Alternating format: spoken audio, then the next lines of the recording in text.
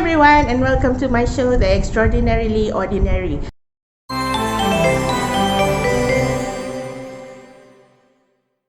My guest today is an amazing woman who is a single mother raising 3 kids all on her own. 2 of them are teenagers. Let's listen to her story on how she got herself out of debt, and now she is a senior manager at an international bank. Thank you for having me, Afzan. Thank you. Thank you for agreeing to do this interview with me. Let's start with, how did you become a single mother? I got married at a very early age, right after I finished university. And at that point of time, I thought I've met the love of my life. And like any marriage, you thought that it will be happily ever after kind of thing, but things didn't really go as planned. I'm not trying to portray any negative image of my ex here. However, for the sake of the program, so I'm sharing. For the 10 years that we were married, I was the sole breadwinner. And I was the one who has to make all the major decisions.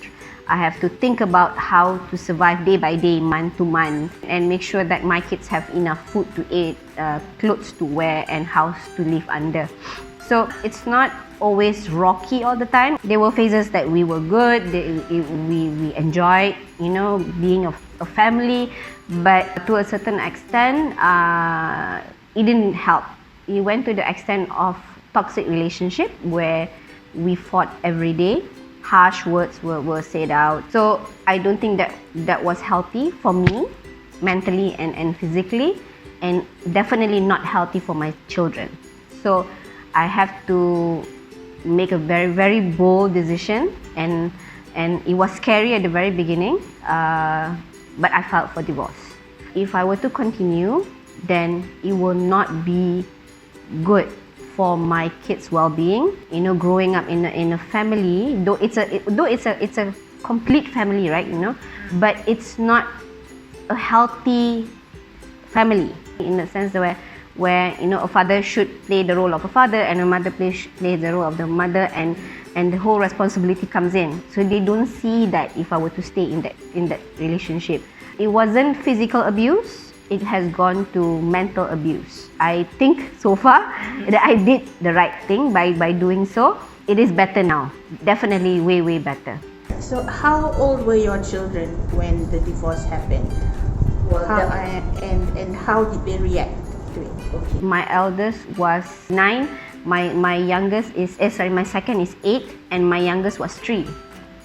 So for the elder two, the first two, they don't really understand what's going on, or how the whole divorce thing works. But I explained. So I was being transparent to them on why I'm doing so. I explained to them, and I asked them, do you see this thing happening in the house? Do you see who pays for things in the house? They acknowledge because they experience most of the time. So they have seen it all. I think at the point of time they somehow understand, but it's more of just going with the flow. As for my youngest, he was 3 years old, so he's very much young and he doesn't understand anything. So he just basically follow where the mom goes lah. For my eldest, it has a slight of impact because he's the longest with the father, right? Like the period of relationship with the father directly. He didn't really show direct rebellious actions, but I can really see that he's very much leaning towards the father. He's the one who got very, very excited when the father said that he's coming over to see them, and he'll be like, oh, okay, I want to go see Abba and things like that. When we had our arguments, me and my eldest, he will always come back and threaten me like, I'm going to go and stay with Abba. I don't want to stay with you. That is the impact on my eldest. But for the other two, not so much. What has been the biggest challenge for you as a single mother, raising 3 kids, 2 of whom are now teenagers? Challenges at the very beginning was financial. I have gone to the extreme of doing so many things just to make sure that I have enough money to just have food on the table. There was this one situation where I left with only 5 ringgit in my purse. And that was it. I got no money in the savings. I don't have money in the account. I have only 5 ringgit. That was it. So financially, it was the biggest challenge then, because because I was the only one with a stable job, right? So he had all these ambitions and ideas. So for me to support him as a wife, so I took up loans for him, using my name, kind of thing. And then he was paying before, but on and off lah. But when I wanted the divorce, one of the way that he used against me to somehow try to make me back out from the divorce was to have an agreement where whatever debt that I took for him, he's not going to pay. He's not going to be responsible for it. Deal with it. I believe that Allah has plans. Allah knows what's going on, and if this is the right direction that is meant for me to take, the path for me to follow, then I will take it. I would rather suffer a little bit paying for the debt, which eventually will finish, right? 5 years fast forward, things are really gone better, way better than I actually expected. So because I actually expected that it would take me few more years for me to be able to achieve this stability, right? But Alhamdulillah, but somehow I think with the dua from my mother and maybe my late grandmother's dua for all the chuchus and whatever, Alhamdulillah, I managed to pull myself out of that situation, and I am very much stable right now. I can change my lifestyle a bit, so that it is more comfortable for me and my kids. The other challenge that I had dealing with divorce and also being a single mother was that definitely emotional aspect of it has a major impact. I don't tend to show it that much. Only people that are close to me will know if something is wrong with me. I was sad. No, it's not that I sad because I miss my ex, no, but I miss the idea of having a partner. Because I was with him for 15 years, 5 years dating and 10 years marriage. And then suddenly, you just suddenly being from, a pair or a couple, and then you went to being alone. That requires a lot of adjustment. At the very beginning, I have all this roller coaster thing going in my head, like saying that, did I make the right decision? All these doubts. Yeah, all these doubts, seems to surface. And then I tend to think like, oh, maybe I should go back to my ex. Oh, maybe the kids need their father. I should not be selfish. I should not think of myself. I should think of them. So all this were going in my head, but thankfully, I have friends who have gone through the same situation. I went to them and asked for advice, and they said that it's okay. It's a phase. You're adjusting. Yes. So it's a phase. So you will get used to it, and it will be okay. Yes, it is okay, better now, but that phase still comes every now and then. But it's no longer the phase of doubting my decision of asking for divorce. It is now more of me feeling lonely. The thing that is always in my head is that the kids are growing up so fast that one day they will all leave me and I'll be all alone. So what will happen? To make things worse, MCO happened last year, and it kind of took a toll on my mental state, where I actually got into a minor depression. Despite the chaos and the noise in the house, but the moment I went into my room, I closed the door, switched off the light, and I look at the ceiling and I look at the four walls around me, and I started crying. I've never felt lonelier. Like even my friend were pulling a joke on me. It was a normal thing, but for that particular time, it was very sensitive to me. And I was like, oh, you can say that because you have a husband, you have a partner. It somehow got better. So I tried to overcome that by picking up running and cycling, and then I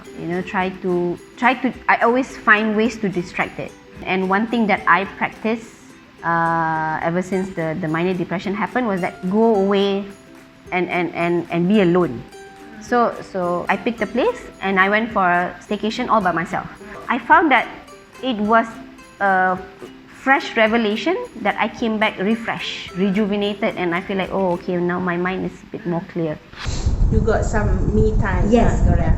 I do have a lot of me time at home, but it's different, right? You know, after that first time, I kind of like had alone staycation, like maybe once a month.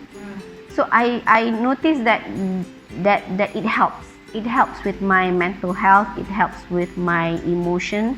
It helps me in managing my stress, work stress, family stress, life stress, whatever it is. It kind of helps. So it's just that, you know, just one day, and you know, you let loose and you chill, kind of thing, right? Yeah. So it works. You said the divorce also had an impact on your mental health. So what kind of support did you get from your family and friends? In terms of support, the family that I have close to me would be my friends, my best friends. So I am thankful for the fact that I have very understanding best friends. I have friends who you know will bleed their ears for me. So I'm thankful for that.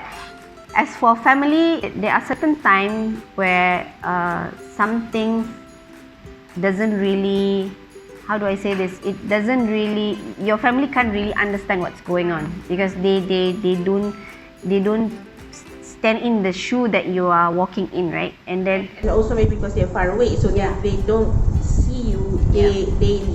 So they don't see your reaction towards what's happening. So it's very hard for me to explain, and they only found out about the depression state only recently, actually. So only recently that they found out, and then how did they find out? It was one of the posts that I posted on Instagram story, and then my sister start to comment, and then my other sister start to comment, and then my youngest is a doctor in Terengganu, and then she made me take a test. I took a test that she gave, so to evaluate whether you went through, but it's not clinical kind of test, right? But it's just a preliminary assessment, right? And then she did the calculation, and she said, she came back to me and she said that I did have minor, which is manageable, but she said that, you know, if you think that by seeing a therapist or a psychiatrist or a counselor, it could probably help also. I'm in a better state now compared to how I was before. I think it was very much the MCO pressure as well. But I leave it as it is. But I acknowledge the fact that I can actually got into that state. I'm very grateful for my support system, because I think that's very, very important to have, you know, a stable support system when it comes to a situation like this. Okay. How are things going for you now? I mean, obviously things are better. Just tell us, how are things for you now, and how are your children doing now? Do they still think the same thing as they did before when the divorce just happened, or do they have a different perspective of the divorce now? For me first, in terms of how my life is compared to how it was before, it vastly changed. I love my job. I have been with the same bank for 10 years now, and I have a great circle of friends, great colleagues. I basically love doing what I do, and at the side I'm doing events as well, and diversity and inclusion for my company. So that is something that is my passion. So I think that if I am still married, I don't know whether I will be doing the same thing that I'm doing right now. And to be honest, if I were to reflect, if I were to see myself, if I were to backtrack 5 years, I wouldn't imagine myself being in this position right now. You know, being where I am right now, achieving what I have achieved. Though it is not something major, it's not award winning, but I think it is accomplishments of my life. And I'm turning 40 this year. I acknowledge the fact that, you know, there will be changes in life, but I am embracing it as it comes. As for the kids, they are very much, you know, matured compared to how they were before. My eldest is 14 now, my second is 13, and my youngest is 8. I think now they really now understand the situation. They have adult conversations with me sometimes, especially my daughter. And I think my son, which I said earlier, he was very much inclined towards the father. Right now, he is very much, you know, towards I'm not saying that it's a good thing. It's not about choosing sides, right? It's not about choosing sides. I just want them to understand. I just want them to see for themselves. My eldest is now very much clear on how the situation is right now. One day he was like, we were having dinner, and then he was like, "Ma, what do you think our life would be right now if you didn't get divorced?" So it kind of like struck me, ting, like that, like, oh wow, he asked me that kind of question. That sounds very mature, and I'm scared. They're growing up so fast, right? Yeah, I know. Because I have always have this fear in me that because I was the one who asked for the divorce, I was the one who so-called separate the kids away from the father. I always have this fear that one day that they will turn around and blame me if something were to go wrong with their lives. Like, oh, this is all because of you, Ma, because you did this, hence why we became like this. Yeah. So that fear will always be in my head. Though I don't verbally say it out, it will always be in my head. Like, if one of the kids were to misbehave or they were to retaliate, I will be like, oh, is this the result of that? Because as much as we try not to, but the perception of being raised in a broken family will always be a conception that, oh, you come from a broken family. So yeah, I'm a very laid back kind of mother. So whatever good or bad results that they will get, I will tell them that this is what you reap is what you sow, right? Yeah. So this is the effort that you put in, so this is what you get. From what I see, they are okay. From what I see physically, they are okay. I make sure that they don't feel left out. I feel a bit sorry for my youngest because he spent the least years with the father, right? Because he got when he was 3 when we got divorced. He have all these questions in his head, but he just don't know how to verbally ask me. But there were certain occasions when I sent him to school every morning, and then I noticed the fact that when I sent him, he will be looking at other kids where the father sent to school, right? And then the father will kiss and they will hug and things like that. So I feel sad. So I know that there is no way for me to fill in the gap, but I will try my best so that they won't feel that they are any different from kids that grow up in a complete family. Are you happier now? I am very, very much happier now. I do things that makes me happy. The spark, do things that sparks joy, right? Yeah, so I do that. So I marry the Marie Kondo. Very the Marie Kondo. But the thing is, I think that is the best rule of life. Okay, and I have this one motto in life is that you can never have it all. And sometimes the thing that you wanted the most is the one thing that you will never get. So I will just take it as it comes. Yes, the feeling of lonely and wondering, will I ever find another partner for me to spend my life with, will always be there, but it is not as heavy of a burden like how it was before. It is something that, okay, just go with it. I endure it. I take it as it comes. If it doesn't, then it doesn't. If it comes, then it comes. Alhamdulillah. If I end up being alone when my kids grow up, then fine, it's okay. There's nothing wrong with that. There's nothing wrong with that, right? It's not that I said that, oh, no, I stopped the search, or no, I'm not even looking. But if it comes, if Allah permits, if Allah said that it's your time, then it's time. Allah will give it to you when He thinks that you are ready for it, right? When Allah said, okay, this is the time for you to get this, then you get this. 5 years to me to have my life change. It's like I never imagined that I can actually manage to do that. So I always believe, okay, this is what Allah wants for me. So Allah wants me to concentrate to sort out my financials. Okay, it happened. Allah wants me to improve my life. Then it happened. Then He will slowly fall into pieces. Yeah, and sometimes you don't really know how strong you can be until we are pushed into a situation. Correct. Definitely. I've never expected that I can actually do a lot of things that I've never imagined I have done, right? Yeah. So we have come to the end of our show. Thank you, Shuhadah, for talking and sharing your story. Thank you for having me. So before we go, is there anything you would like to say to our audience, especially to women out there who might be in the same boat as you were before, or let's say if they're in a bad or tough marriage? One thing, never settle.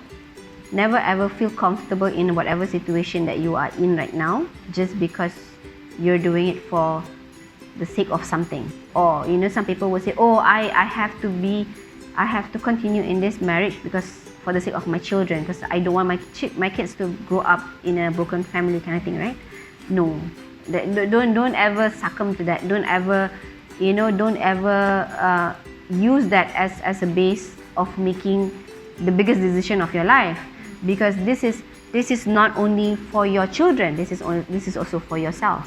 If you are not happy, how can you have a happy life? How can you be a good mother to your children if you are mentally tortured? Physically tortured is a whole different issue. You definitely must get out of it, right? But when it comes to mental torture, mental abuse, don't ever use any excuse whatsoever. It's okay, you are better off without that kind of person rather than you are being mentally abused. So to me, never ever settle and never ever use that kind of excuses to just stay in a toxic relationship, because it will never work. So never, don't ever settle into that situation. Yeah, it's a struggle, yes, but we are built to last, and we are strong. And then, like you said that earlier, like if we are not being pushed into that situation, we wouldn't know to what extreme that we can actually endure that challenges and trials, right? So yeah, I've gone through that. Alhamdulillah, I've been in the lowest point of my life. I felt the trial of having only 5 ringgit in my purse. It wasn't an ideal solution back then, but Alhamdulillah, I think it was the right decision for me to make. 5 years fast forward, I am very much happier at with my life, with my children, with my job, my career, the circle of friends, the support that I receive. And yeah, I Alhamdulillah, I am happy, and my advice is to never ever doubt yourself. Yeah. Before we go, I'd like to say to all the women out there, if you find yourself in an abusive relationship, whether it's physical or mental, do get help. If you need to involve the police, then call the police. If you need someone to talk to, there are numbers that you can call to talk. And just know that you are not alone, and there are people who will be there to help you out. Okay, so I'll see you all in my next video. Don't forget to subscribe to my channel and click on the notification bell to get alerts from my next videos. Bye. Baru dah. Hi everyone. Dah recording.